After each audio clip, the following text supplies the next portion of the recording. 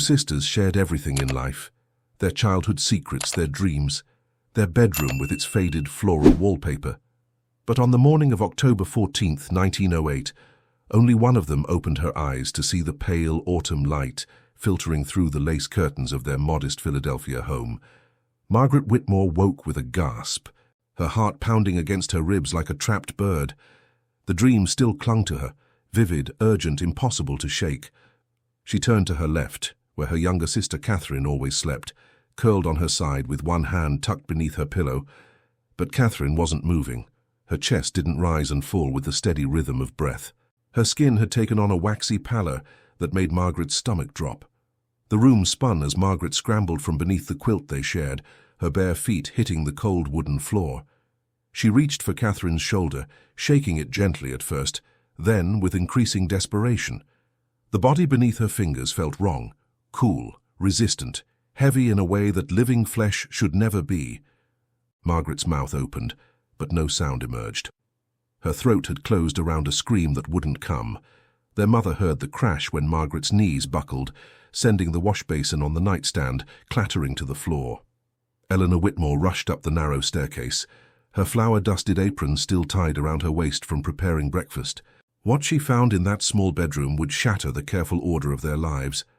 Catherine lay peaceful as a porcelain doll, her dark hair spread across the pillow, her lips slightly parted as if she might speak at any moment. But there would be no words. The 17-year-old girl had slipped away sometime in the night without struggle or cry, leaving her family to wake into a nightmare. The doctor arrived within the hour, his black bag gripped tight in weathered hands.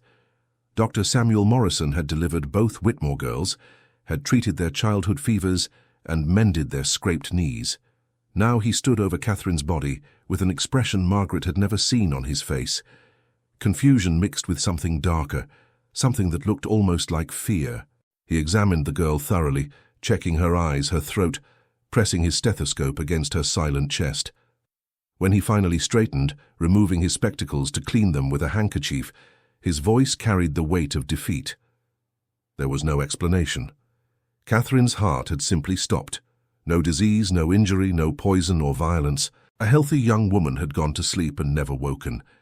Dr. Morrison used words like cardiac failure and unexplained death, but they were empty vessels, carrying no real meaning. He couldn't tell the Whitmores why their daughter had died. He could only confirm that she had. The house filled with neighbors as news spread through their working-class neighborhood near the textile mills. Women brought casseroles and pies, their faces drawn with sympathy, and the unspoken relief that this tragedy hadn't struck their own families. Men removed their caps at the door, offering gruff condolences to Margaret's father, Thomas, who sat in his armchair like a statue, unable to process the loss. The Whitmores were respectable people, church-going and hard-working. Thomas operated machinery at the Quaker City Mill. Eleanor took in sewing to help make ends meet. Their daughters had been their pride, their hope for a better future. But Margaret couldn't focus on the mourners or the murmured prayers. She stood apart, her back pressed against the wall of the parlor, watching strangers file past her sister's body. Catherine had been laid out on the dining table, covered with a white sheet up to her chin. Someone had placed pennies on her eyelids to keep them closed. The sight made Margaret want to scream, to sweep away all these people and shake Catherine awake, because this couldn't be real. It couldn't be permanent. What haunted Margaret most wasn't just the loss, it was the dream, the one they'd shared. She was certain of it, though the certainty made no logical sense. The night before, she and Catherine had stayed up late, whispering in the darkness, as they often did. Catherine had been excited about a position she'd applied for at Wanamaker's department store, hoping to work as a shop girl. It was a respectable job, better than the factory work most girls in their neighborhood had to settle for. They'd talked about what Catherine might buy with her first wages, how she'd save money for new boots before winter set in. Then they'd both grown drowsy, their conversation trailing off into comfortable silence. Margaret remembered closing her eyes, felt herself sinking into sleep. And then the dream began. She was walking through a garden she'd never seen before, surrounded by roses that grew taller than her head. The air smelled sweet but wrong, like flowers left too long in a closed room. Catherine was there too, calling to her from somewhere Margaret couldn't see. Her voice sounded distant, urgent. She kept saying something Margaret couldn't quite make out, words that dissolved like sugar in water the moment she tried to grasp them. Margaret had reached a gate in the garden, wrought iron twisted into patterns that hurt to look at too long. Beyond it, she could see Catherine standing in shadows. Her sister's face was pale, her expression frightened. She reached out one hand toward Margaret, her mouth forming words that carried no sound. Margaret tried to run to her, but her legs wouldn't move. She was stuck, frozen, while Catherine backed further into the darkness, her eyes locked on Margaret's with desperate intensity. Then Margaret had woken, gasping and confused, the dream evaporating but leaving behind a residue of dread. She'd turned to tell Catherine about it, to laugh off the strange images, only to find her sister cold and still beside her. The dream and the death were connected. Margaret felt it in her bones, in the sick churning of her stomach. But how could that be possible? Dreams were just dreams, weren't they? Random firings of an exhausted mind, nothing more. Yet, as Margaret stood in the parlour, surrounded by mourners, a memory surfaced that made her blood run cold. That morning, just after discovering Catherine's body, while her mother was downstairs calling for Dr. Morrison, Margaret had noticed something. Her sister's hand, lying atop the sheet, was clenched into a fist. When Margaret had gently pried the fingers open, she'd found a small scrap of fabric clutched there, a piece of blue cloth that matched nothing Catherine owned. It was soft like silk and smelled faintly of roses. Margaret had slipped it into her pocket without thinking, an instinctive need to keep this detail private, to protect it from the prying eyes of strangers. Now that fabric burned against her hip like a coal, because Margaret had seen that exact shade of blue in her dream. The roses in that impossible garden had been intertwined with vines wrapped in blue silk ribbons. Catherine had been wearing a dress that colour, though in life she owned no such garment. The connection was undeniable, inexplicable, and absolutely terrifying. The funeral took place 3 days later, under a sky the colour of tarnished silver. St. Augustine's Church stood on 4th Street, its brick facade darkened by decades of coal smoke from the surrounding factories. Margaret walked behind her father as he and 3 other men from the mill carried Catherine's simple pine coffin up the steps. Her mother leaned heavily on Margaret's arm, her face hidden behind a black veil, her body shaking with silent sobs. The service passed in a blur of Latin phrases and incense. Father Donnelly spoke about God's mysterious ways, about lambs called home to the shepherd's flock. His words bounced off Margaret without penetrating. She kept her eyes fixed on the coffin, imagining Catherine trapped inside that narrow box, her beautiful face pressed against the satin lining. The thought made it hard to breathe. Margaret had to bite the inside of her cheek to keep from crying out, to keep from demanding they open the lid one more time so she could be sure this wasn't some horrible mistake. At the cemetery, autumn wind scattered dead leaves across the graves. The Whitmore family plot was modest, marked by a simple stone bearing the names of Margaret's grandparents and an infant brother who died before she was born. Now Catherine would join them in this cold earth. Margaret watched as the coffin was lowered on ropes, heard the terrible thud when it reached bottom. Her mother collapsed, held upright only by her father's grip on her elbow. But Margaret remained standing, dry-eyed, because tears felt inadequate for this kind of loss. The other mourners offered their final condolences and drifted away, eager to escape the cold and return to their living concerns. Soon, only the Whitmores remained, along with the gravedigger waiting at a respectful distance with his shovel. Margaret's father finally pulled her mother away, murmuring that they needed to go home. But Margaret lingered, staring down into that dark hole where her sister now rested. That's when she heard it. A whisper. So faint she thought at first it was just wind through the cemetery trees, but then it came again, clearer this time, forming a single word that stopped Margaret's heart. Her name. Someone was calling her name. She spun around, searching the gravestones and monuments, but saw no one. The gravedigger was smoking a cigarette near the cemetery gate, his back turned. Her parents were already halfway to the street, moving like sleepwalkers through their grief. Margaret turned back to Catherine's grave, and the whisper came again, seeming to rise from the earth itself. This was impossible. Dead girls didn't speak. This was grief playing tricks on her mind, exhaustion and sorrow creating phantoms where none existed. Yet Margaret found herself kneeling in the damp grass, leaning over the grave's edge, straining to hear. The whisper resolved into words, though they made no sense. Warning. Garden. Wake up. The phrases tumbled over each other, urgent and fragmented. Margaret's hands gripped the edge of the grave so tightly that dirt lodged beneath her fingernails. She wanted to scream for help, wanted to run, wanted to jump into that hole and tear open the coffin, to see if somehow, impossibly, Catherine was alive down there. But her body remained frozen, caught between terror and desperate hope. Then the whispers stopped. The silence that followed felt heavier than before, oppressive and final. Margaret stayed kneeling there until the gravedigger approached, clearing his throat uncomfortably. She rose on shaking legs and walked away without looking back, knowing that if she turned around, if she acknowledged what she'd just experienced, she might shatter completely. The Whitmore house felt emptier than it should have. Catherine's absence created a vacuum that no amount of people or noise could fill. Neighbors continued to visit, bringing food the family couldn't eat and offering comfort that couldn't penetrate. Margaret went through the motions of thanking them, of accepting embraces and murmured sympathies. But inside she was drowning, pulled under by questions that had no rational answers. That night, Margaret lay alone in the bed she'd shared with Catherine for her entire life. Her mother had suggested she might want to sleep in the spare room, but Margaret had refused. Being surrounded by Catherine's things felt necessary, even though it hurt. She could smell her sister's lavender soap on the pillow, could see her hairbrush on the dresser, still holding strands of dark hair.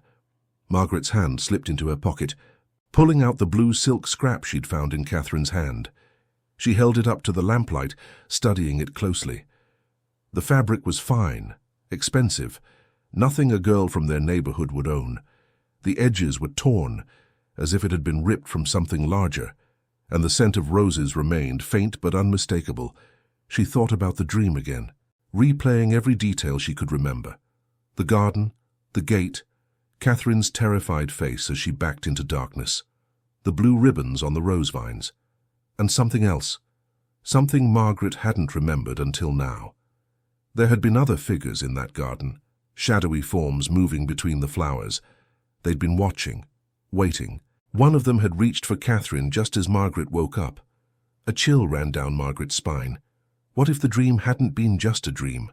What if it had been something else, some kind of warning or vision? The idea was absurd, the stuff of penny dreadfuls and spiritualist nonsense. Margaret had been raised to be sensible, to trust in reason and reject superstition. But reason couldn't explain why Catherine had died. Reason couldn't explain the whispers at the grave. Reason couldn't explain the blue silk clutched in a dead girl's hand. Margaret made a decision then, lying in the darkness of her room. She would find out what had happened to her sister. Not the medical explanation. Dr. Morrison had already admitted defeat on that front. But the real explanation, the truth behind the dream and the death. Even if that truth led her places she didn't want to go. She extinguished the lamp and closed her eyes, but sleep wouldn't come. Every time she drifted off, she jerked awake, her heart racing, convinced she'd heard Catherine's voice calling from somewhere far away. The hours crawled past with agonizing slowness. Margaret counted the chimes of the hall clock. Midnight, 1, 2, 3. Outside a dog barked. A drunk stumbled past singing off-key. The ordinary sounds of nighttime in a Philadelphia neighborhood, continuing on as if nothing had changed, as if Catherine Whitmore hadn't been erased from the world. Finally, as grey dawn light began to seep through the curtains, Margaret fell into a fitful doze, and immediately she began to dream. She was back in the garden, surrounded by those impossibly tall roses. But this time she wasn't alone. Catherine stood directly in front of her, close enough to touch. Her sister's eyes were wide with fear, and when she spoke, her voice sounded hollow, like it was echoing from the bottom of a well. "Margaret, you have to listen. You have to understand. This isn't over. The dream isn't just a dream." Catherine's hand shot out, gripping Margaret's wrist with surprising strength. "They're coming for you next." Margaret woke, gasping, tangled in her sheets, her nightgown soaked with sweat. Morning light filled the room, harsh and unwelcome. She sat up slowly, her heart still hammering from the dream. Catherine's warning echoed in her mind, so vivid it didn't feel like a product of sleep. It felt like a message, a genuine communication from beyond death, which was impossible, which had to be impossible. She dressed quickly, fumbling with buttons and laces, her fingers clumsy from exhaustion. Downstairs, her mother was already in the kitchen, mechanically preparing breakfast, though no one had much appetite. Eleanor Whitmore had aged a decade in 3 days. Her hair, always so carefully pinned, hung loose and unkempt. Her eyes were red-rimmed and distant, focused on something only she could see. Margaret's father had already left for the mill.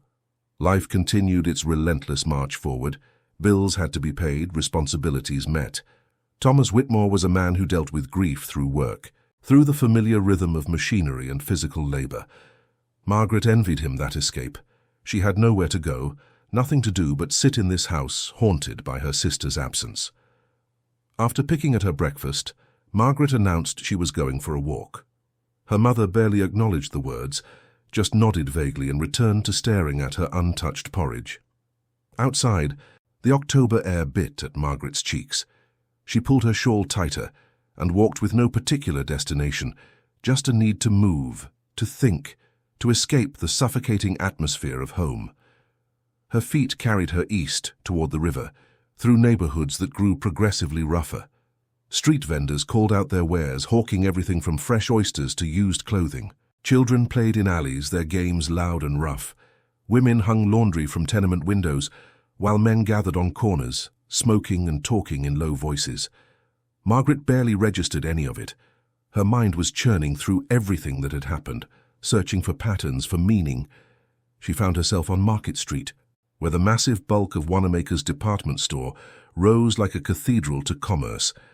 This was where Catherine had hoped to work, had dreamed of standing behind a counter selling gloves or ribbons to Philadelphia's ladies. Margaret stared up at the building's ornate facade, feeling anger kindle in her chest. Her sister should have had this chance, should have lived to see what she could become. On impulse, Margaret entered through the grand front doors. Inside, the store was a wonderland of polished wood and gleaming glass. Electric lights, still a novelty, illuminated displays of goods from around the world. Well-dressed shoppers browsed leisurely, while shopgirls in crisp white blouses attended to their needs.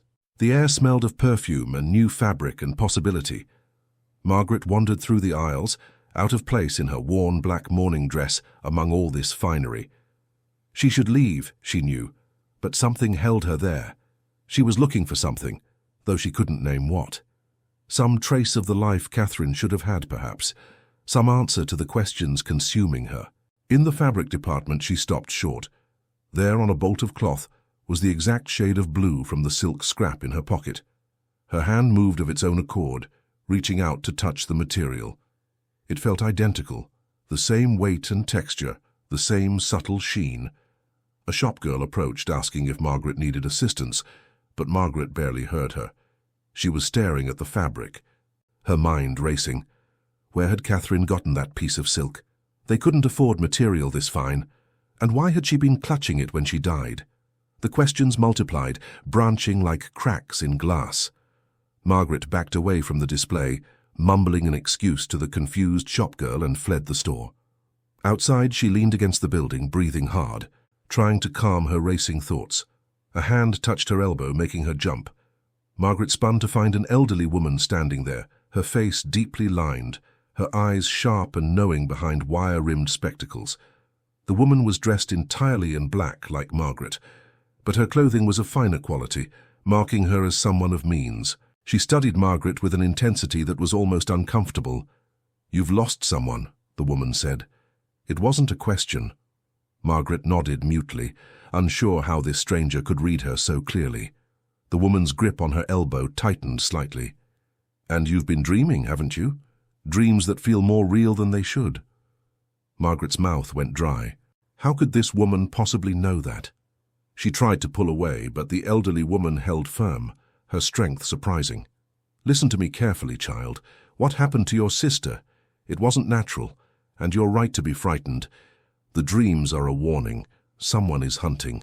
Before Margaret could respond, before she could demand how this stranger knew about Catherine, the woman pressed something into her palm and walked away, disappearing into the crowd of shoppers with impossible speed. Margaret looked down at what she'd been given. It was a business card, the lettering elegant in dark ink. Madam Lavinia Blackwood, spiritual consultant. Below that, an address on Chestnut Street. Margaret's first instinct was to throw the card away. Spiritualists were charlatans, preying on grieving families with elaborate tricks and cold reading. Her father had often railed against such frauds, called them vultures feeding on sorrow. But as Margaret stood there, the card clutched in her shaking hand, she couldn't deny what was happening. Catherine had died impossibly. The dreams felt real. She'd heard whispers at the grave. And now a stranger had known things she shouldn't know. Maybe, Margaret thought, rationality had limits. Maybe there were corners of existence where the sensible rules didn't apply. Maybe if she wanted real answers, she'd have to look in places respectable people didn't venture. The idea terrified her, but what terrified her more was doing nothing, sitting in her house and waiting for whatever had taken Catherine to come for her next. Because deep down, in a place below conscious thought, Margaret believed the warning from her dream. Something was hunting. Something had killed her sister. And if she didn't find out what and why, she might be next. The blue silk in her pocket seemed to pulse with heat, a reminder of mysteries unsolved, of dangers unseen. Margaret looked at the address on the card again, committing it to memory. Then she tucked both the card and the silk scrap safely away and began walking. Not home, not yet. She needed more information first, needed to understand what she was dealing with before she did something as foolish as visiting a spiritualist. There had to be a rational explanation buried somewhere in all this strangeness. She just had to find it. Her wandering took her to the public library on Locust Street, a grand building that had always felt like a sanctuary. If answers existed, they might be found in books. Margaret climbed the steps and entered the hushed interior, where rows of shelves stretched toward a distant ceiling. She approached the reference desk, where a stern-looking librarian sat cataloguing new acquisitions. Margaret cleared her throat. "Excuse me, I'm looking for information about dreams, about shared dreams, specifically, and about—" she hesitated, feeling foolish, "about people dying in their sleep without cause." The librarian's expression didn't change, but something flickered in her eyes. Interest, perhaps, or recognition. She set down her pen and regarded Margaret thoughtfully before finally speaking. "That's a very specific inquiry, miss.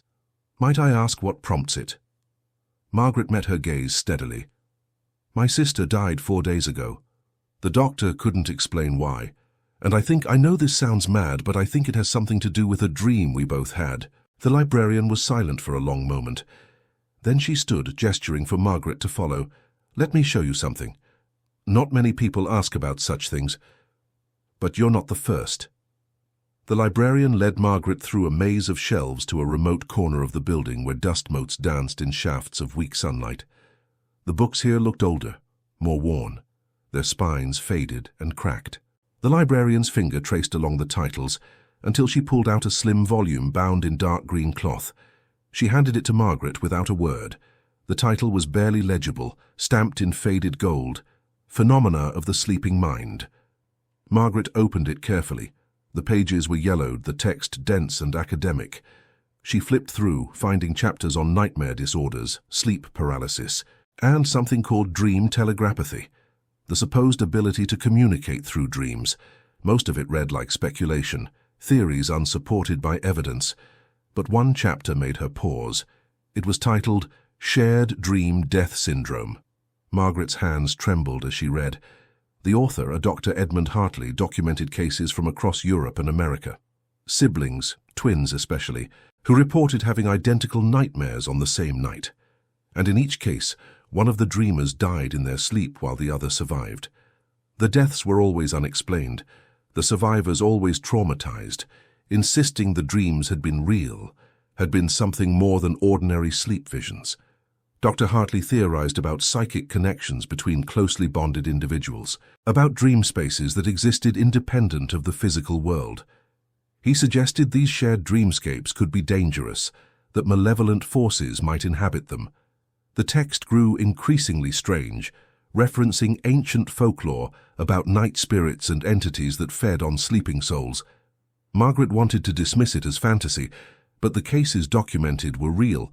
Names, dates, locations, all verifiable facts surrounding genuinely mysterious deaths. One case in particular caught her attention. Two sisters in Boston, 1892. The elder sister, Patricia Moreau, had survived a shared dream that killed her younger sibling. She'd been interviewed extensively by Dr. Hartley. Patricia described a garden of impossible flowers, a gate of twisted iron, and shadowy figures that pursued them through the dreamscape. She'd escaped, but her sister hadn't, and Patricia had woken to find her sister dead beside her, clutching a flower that matched nothing in the natural world, a rose that seemed to be made of crystallized light. Margaret's vision blurred. The similarities were too precise to be coincidence. The garden, the gate, the strange figures. Even the object clutched in the dead girl's hand, though in Catherine's case it had been silk instead of an impossible flower. This wasn't isolated. This was a pattern, something that had happened before, had happened to others, which meant there might be answers, might be a way to understand, even if understanding couldn't bring Catherine back. She looked up at the librarian, who had been watching her read with an expression of sad knowing. "This Dr. Hartley, do you know what became of him?" The librarian shook her head. "The book was published in 1895.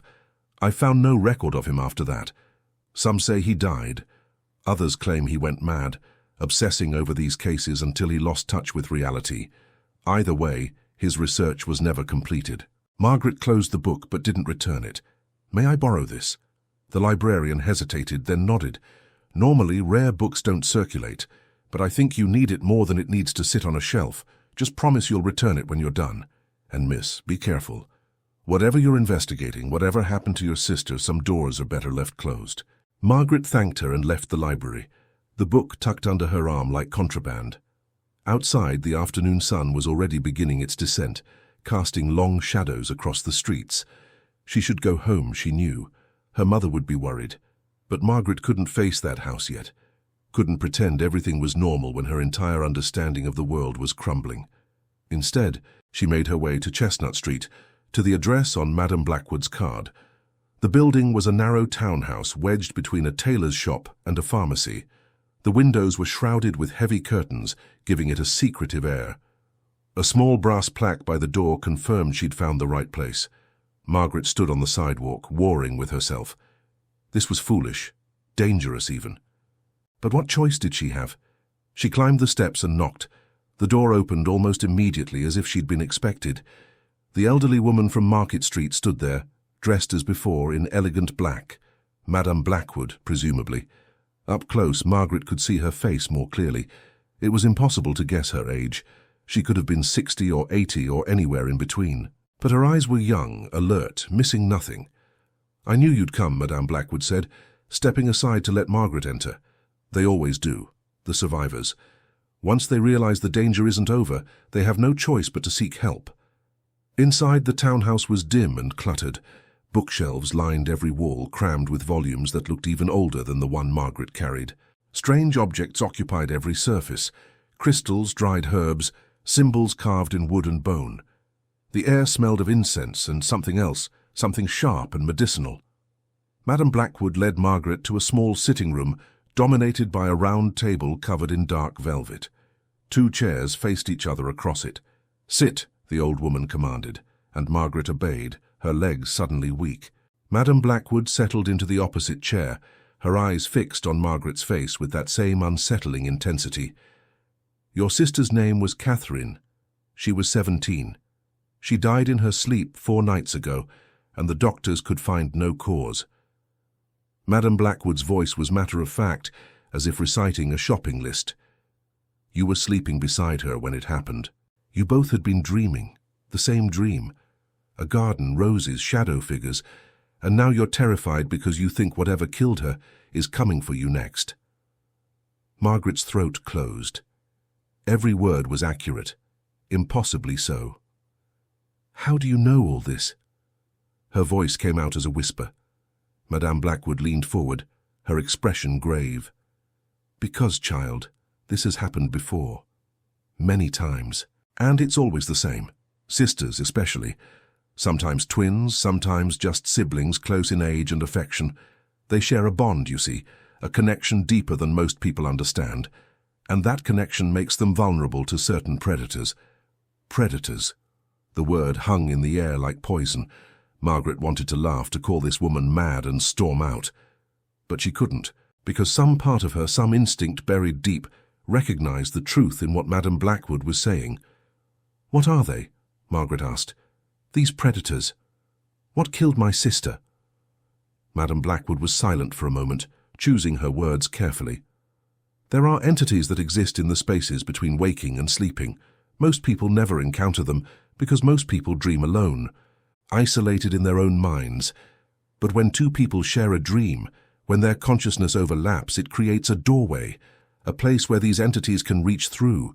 They feed on life force, on the energy of the living, and they're drawn to strong emotional bonds like moths to flame." Margaret thought of the shadow figures in her dream, the way they'd moved between the roses, watching. One had reached for Catherine just before Margaret woke. Had that been the moment of death? Had she witnessed her sister's murder without understanding what she was seeing? The thought made her nauseous.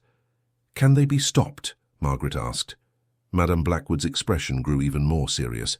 "Sometimes, if you understand what you're facing, if you take precautions, you can protect yourself. But it's not easy, and it's not without risk. These entities are patient. Once they've marked you, they'll keep trying to reach you through your dreams. And eventually, if you're not careful, they'll succeed." Margaret's hands clenched into fists on the table. "Then help me. Tell me how to fight them. Tell me how to make sure Catherine's death meant something, that I can stop this from happening to anyone else." Madame Blackwood studied her for a long moment, then nodded slowly. "Very well. But understand this. Once you start down this path, there's no going back. You'll see things, learn things, that will change you forever. The comfortable ignorance most people live in will be lost to you. Are you certain this is what you want?" Margaret didn't hesitate. "Yes, I'm certain, because the alternative was living in fear, waiting for death to find her in her sleep. The alternative was letting Catherine's killer go unpunished, let it hunt other sisters, other families. Margaret couldn't accept that, wouldn't accept it." Madame Blackwood reached across the table, taking Margaret's hands in her own. Her grip was firm, her skin surprisingly warm. "Then we begin tonight. You'll stay here where I can monitor you while you sleep. We'll set protections and I'll watch over you. And when the dream comes, because it will come, you'll be ready to face it, to fight back." Margaret nodded, fear and determination warring in her chest. She thought of Catherine, of her sister's terrified face in that impossible garden. Whatever came next, whatever she had to face, she would do it, for Catherine and for herself. Margaret sent word to her parents that she was staying with a friend, a lie that sat heavy on her conscience, but felt necessary. Her mother was too lost in grief to question it deeply, and her father had retreated into work and silence. As evening fell, Madame Blackwood prepared the upstairs bedroom where Margaret would sleep under her protection. The room was small, but meticulously arranged. Symbols had been drawn on the floor in white chalk, geometric patterns that hurt to look at too long, designs that seemed to shift when viewed from the corner of the eye.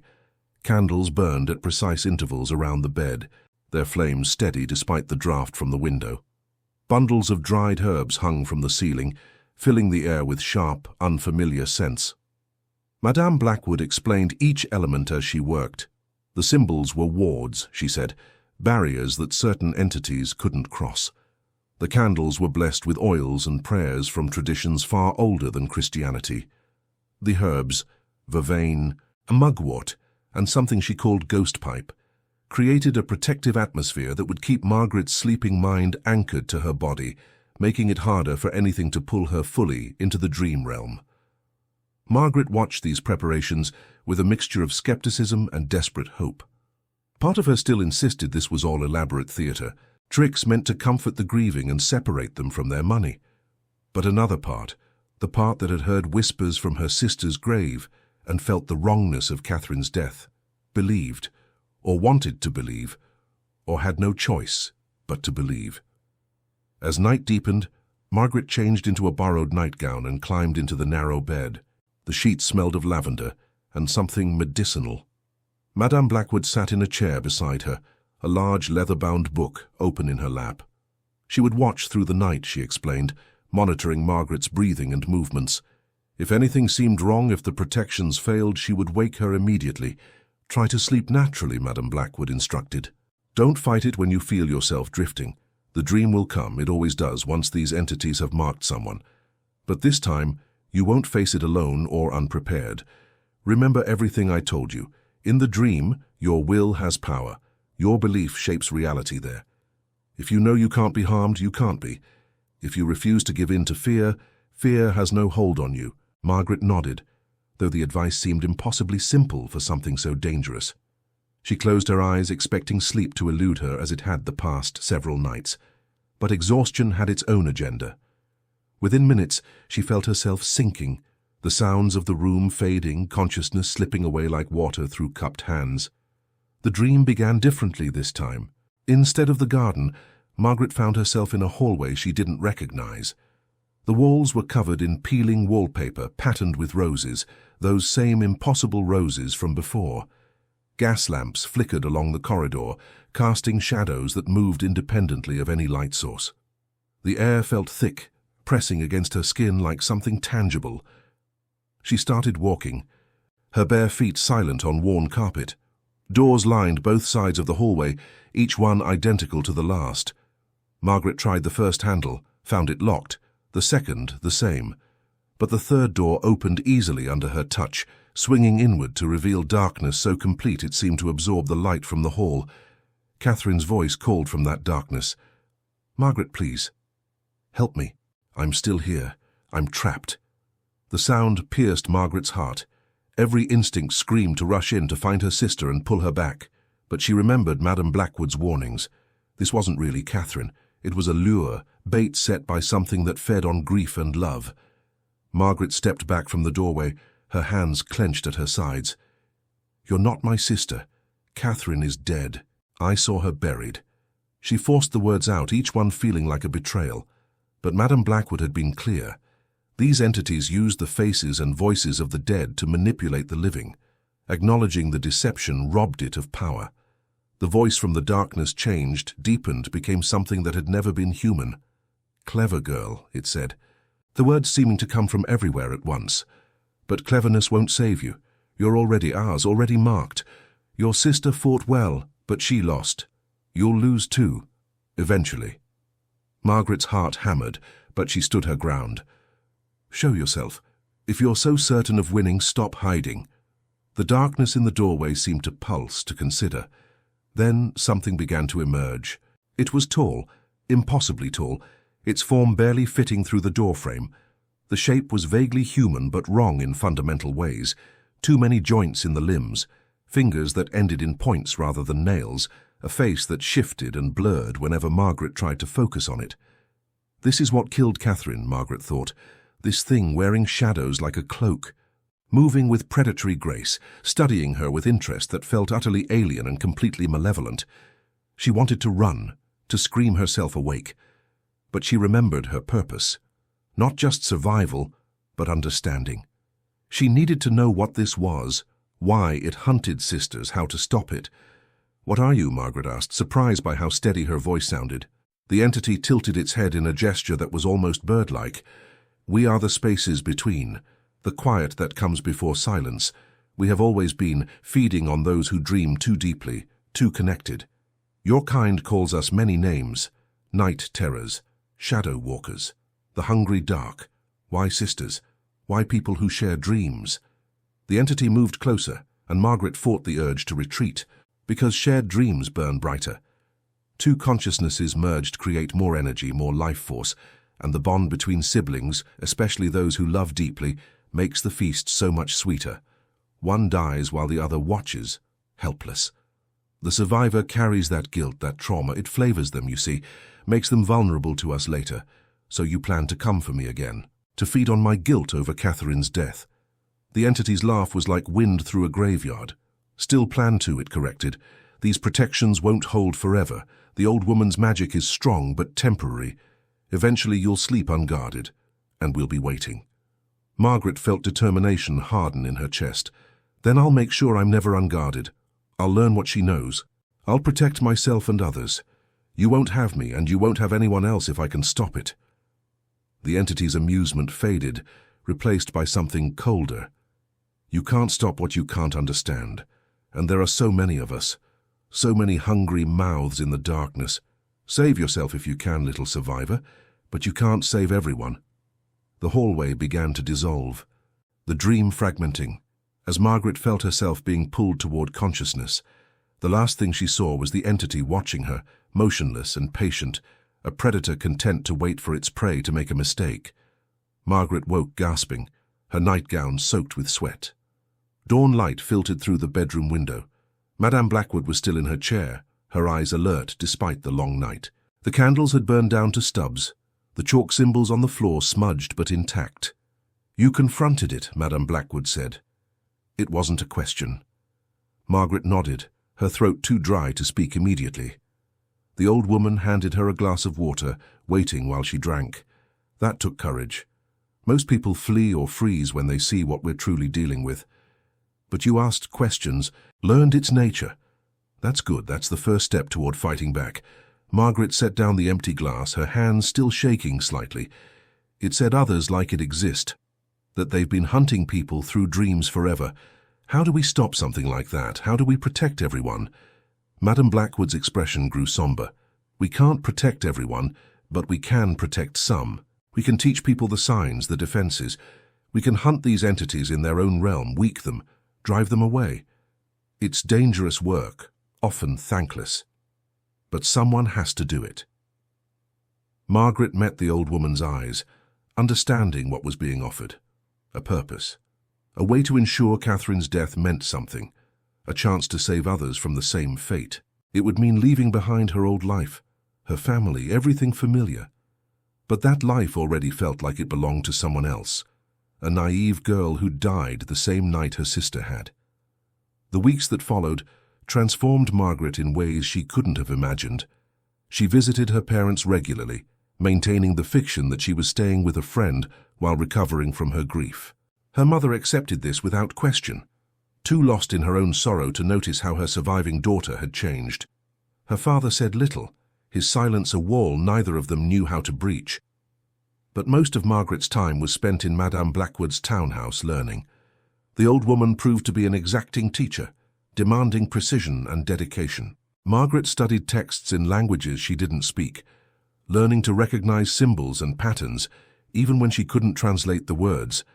She practiced meditation techniques designed to strengthen her consciousness, to make her aware of the boundary between waking and sleeping.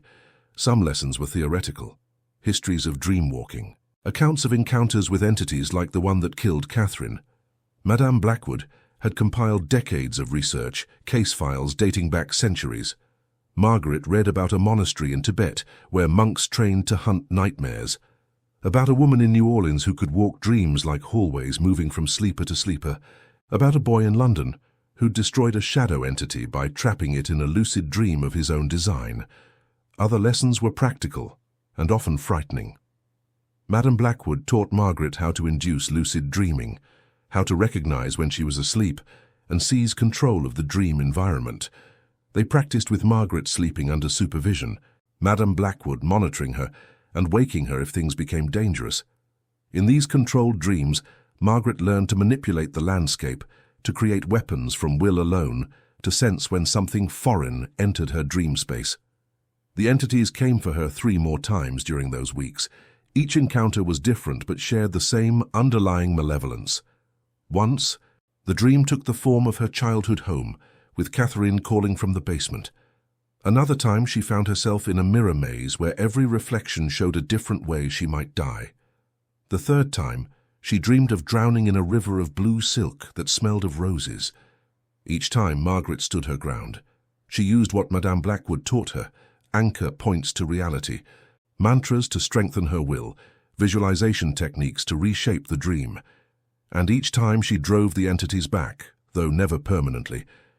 They were testing her, Madame Blackwood explained, searching for weaknesses, waiting for her defenses to slip. But Margaret was learning their patterns too. She began to understand how they manifested, what emotions they fed on, how they twisted memories and desires into traps. Knowledge was armor, and she was arming herself for a war she hadn't chosen but refused to lose.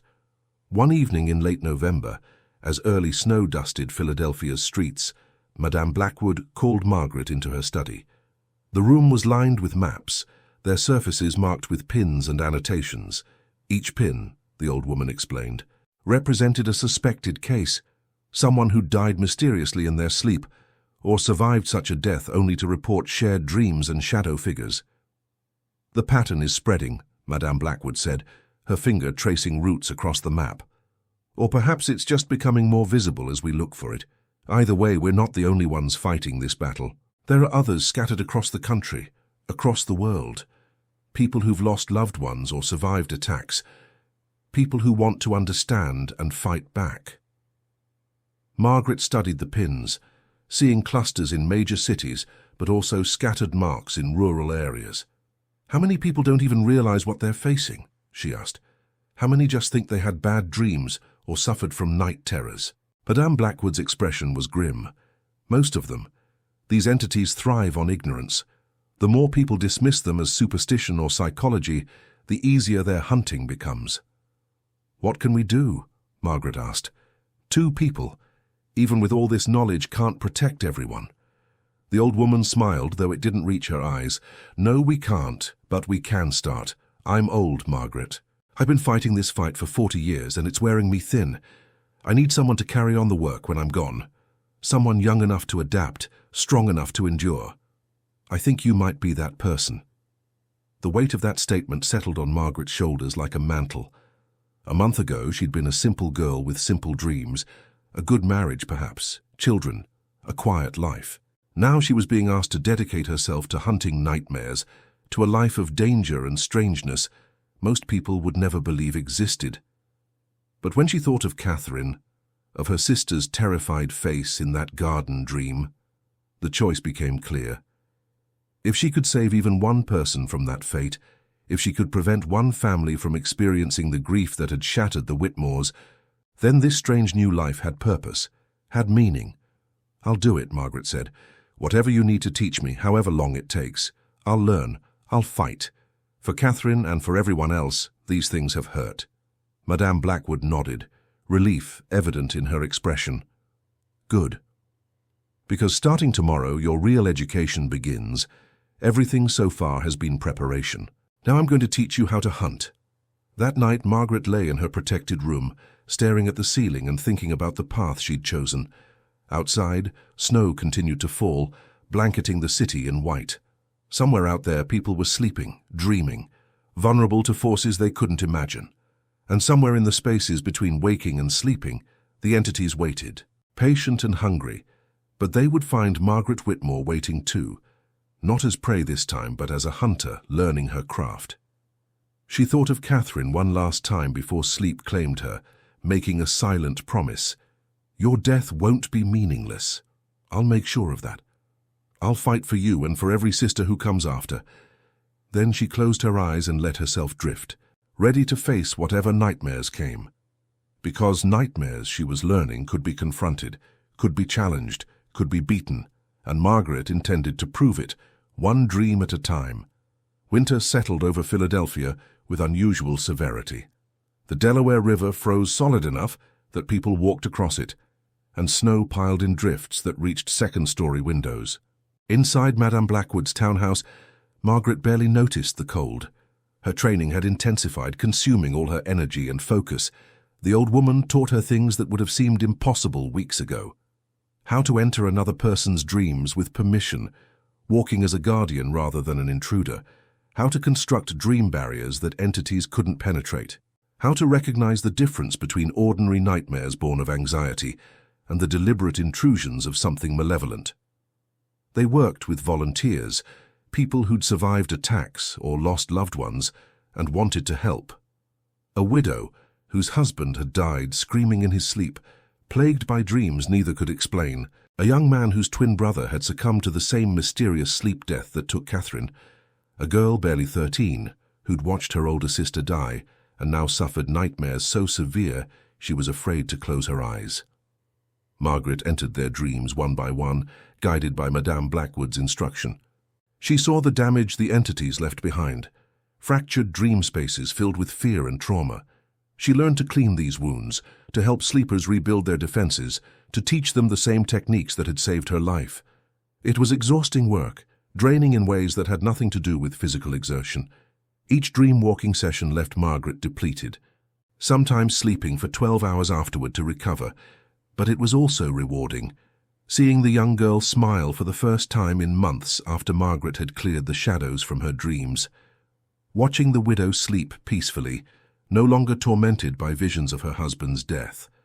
Madame Blackwood also taught Margaret the offensive techniques, how to hunt entities in their own realm.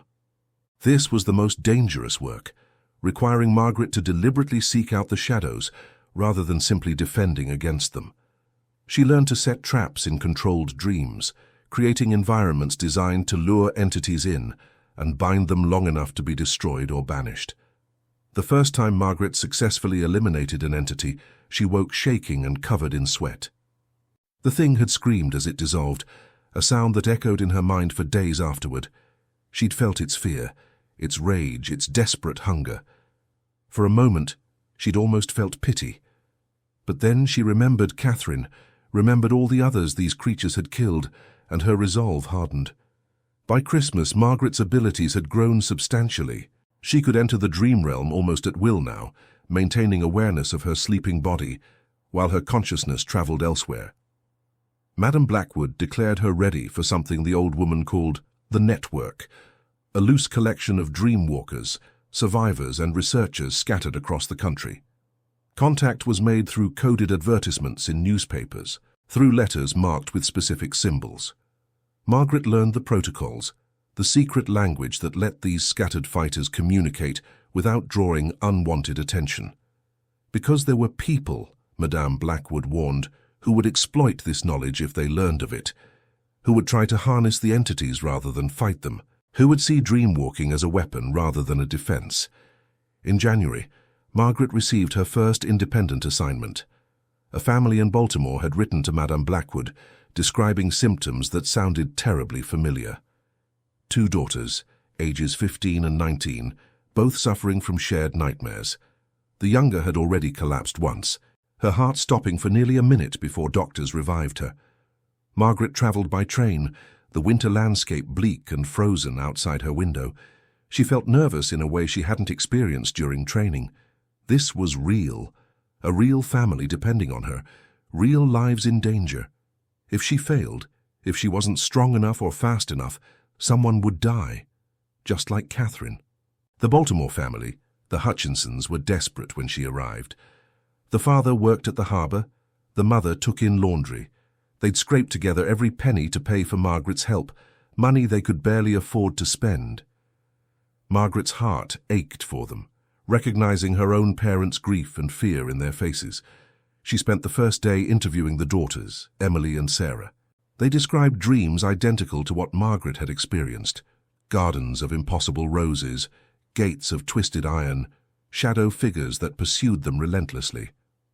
The younger girl, Emily, bore scratches on her arms that she swore came from the dreams, marks that appeared on her skin while she slept.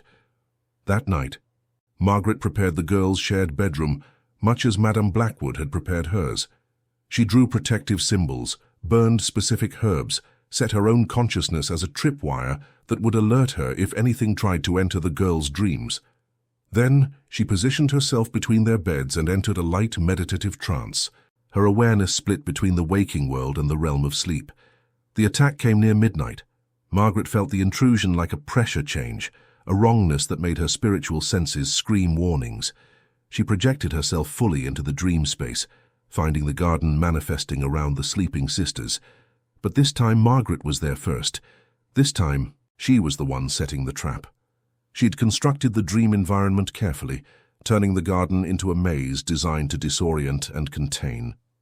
When the entity arrived, sliding through the shadows between rose bushes, it found itself caught in a space that followed Margaret's rules rather than its own.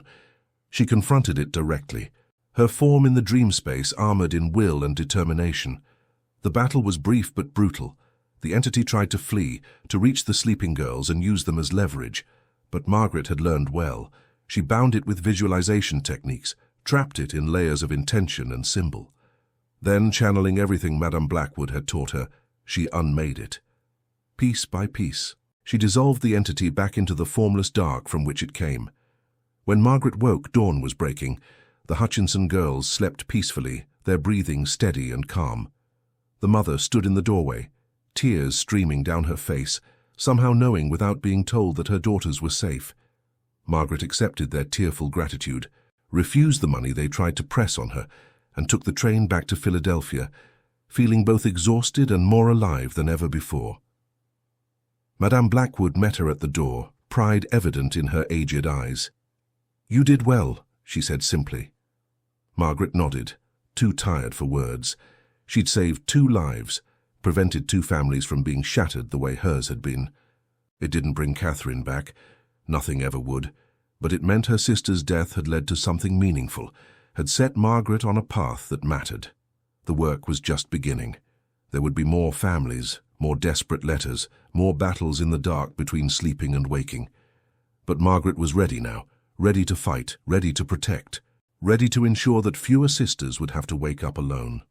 Spring came to Philadelphia, with unexpected gentleness, washing away winter's severity.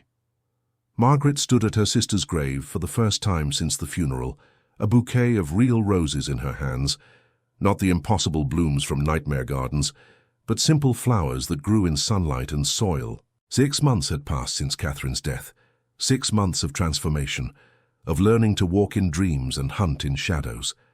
Margaret had saved 11 people in that time, traveling to 7 different cities, destroying entities that fed on fear and grief. Each victory carried Catherine's name with it, a memorial more meaningful than any stone marker. But today wasn't about hunting or fighting. Today was about remembrance, about honoring the sister who'd been lost and the life Margaret could never reclaim. She knelt in the grass, now green and soft with new growth, and arranged the roses against Catherine's headstone. The simple inscription stared back at her. Catherine Ann Whitmore, beloved daughter and sister taken too soon. Madame Blackwood had accompanied her to the cemetery, but waited near the entrance, giving Margaret privacy for this moment. The old woman's health had declined over the winter, the years and the work finally catching up with her. She'd begun training 2 other survivors, expanding the network's capacity to respond to attacks.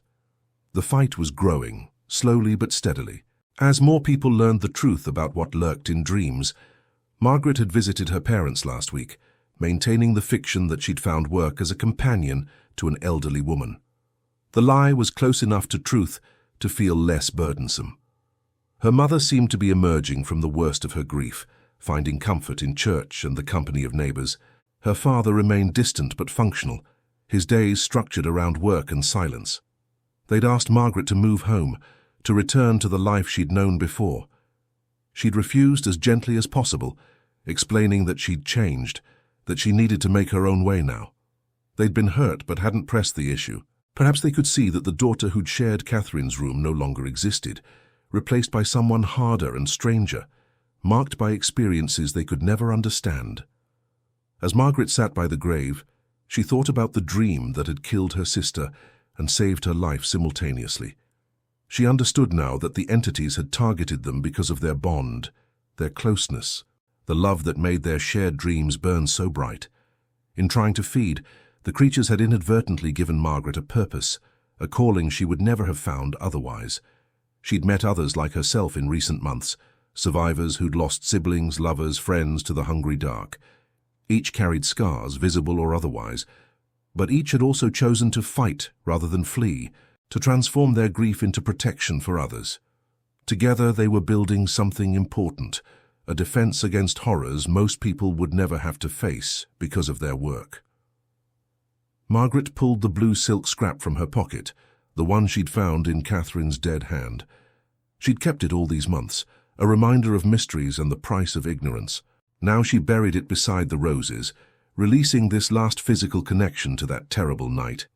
The memories would remain, sharp and painful. But the need to understand what had happened had been satisfied. She knew, and she was doing something about it. Standing, Margaret brushed dirt from her skirt and spoke aloud to the grave, not caring if anyone heard. "I miss you every day. I'll miss you for the rest of my life. But I want you to know that you didn't die for nothing. Every person I save, every dream I protect, that's you living on. That's your legacy as much as mine." She turned and walked back toward Madame Blackwood, who watched her approach with understanding in her wise eyes. "Ready to go home?" the old woman asked. Margaret glanced back at the grave one last time, at the roses bright against grey stone, then nodded. "Yes, we have work to do." That night, Margaret slept in her protected room as usual, but for the first time in months, no entities came hunting. Perhaps they'd learned she was too dangerous a target now. Perhaps they were gathering strength for a larger assault, or perhaps in some way she didn't fully understand. This day of remembrance and release had severed the last connection they'd forged through Catherine's death. She dreamed instead of ordinary things, walking through Philadelphia's spring streets, watching children play, buying flowers from a vendor. Simple pleasures she'd once taken for granted, and now cherished for their normalcy. In the dream she saw Catherine watching from a distance, smiling peacefully. Whether it was truly her sister's spirit or just Margaret's subconscious crafting comfort, it didn't matter. The image brought peace. Margaret woke to sunlight and birdsong, refreshed in a way she hadn't felt since before her sister died. Madame Blackwood was making breakfast, the smell of coffee and toast filling the townhouse. A letter waited on the kitchen table, forwarded through the network. Another family in need, another chance to prevent the tragedy that had shattered her own life. She read the letter while eating, already planning her approach, reviewing the techniques she'd need. The work would never end. She understood that now. The entities were patient and numerous, and human bonds would always make some people vulnerable to them. But as long as Margaret and others like her kept fighting, kept learning, kept protecting, the darkness could be held at bay. Catherine had woken from the shared dream by dying, leaving Margaret to face the aftermath alone. But in that solitude, Margaret had found strength she never knew she possessed, had discovered a purpose that gave meaning to loss, that transformed grief into something powerful and protective. Two sisters had shared the same dream on an October night in 1908. Only one had woken up. But that survivor had become something the entities hunting in dreams had never expected. Not prey-turning predator, but a guardian standing watch over those who slept. And as long as Margaret Whitmore drew breath, as long as she could walk the spaces between sleeping and waking, no other family would face their nightmare unprepared. She finished her breakfast, packed her traveling bag, and prepared to leave for the next city, the next family, the next battle. Behind her, Catherine's memory lived on, not as sorrow but as fierce determination. One sister had been lost to the hungry dark, but countless others would be saved in her name. And that, Margaret thought as she stepped into the spring morning, was a legacy worth living for. The dream that had killed Catherine Whitmore had awakened Margaret to truths most people never faced. And in waking, she'd become exactly what the world needed, someone who understood that nightmares were real, but so was the courage to fight them. "Teach me," Margaret said. "Teach me everything. Every family hides secrets, some so dark they should never see the light of day. Here, we open the doors to those shadowed pasts, uncovering hidden crimes, silent pacts, and stories that echo like ghosts through the halls of memory. If you've made it this far, it means you also carry that forbidden curiosity. So don't hesitate. Subscribe to the channel now, turn on the bell, and follow our next revelations. Because every day, new secrets emerge, and only those who dare to face the truth remain to hear them."